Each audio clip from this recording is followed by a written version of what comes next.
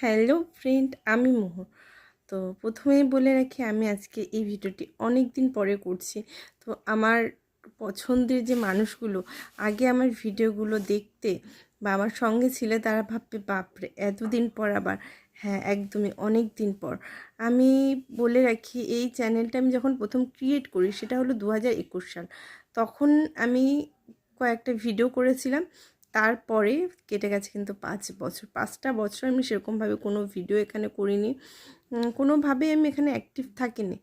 তো যেটা আমি আজকে তোমাদের সবাইকে বলতে এসেছি, আগামী হোলির দিন থেকে আমি এই চ্যানেলে একদম আগের মতন অ্যাক্টিভ থাকছি এবং প্রতিটা মুহূর্তে তোমরা ভিডিও পাবে।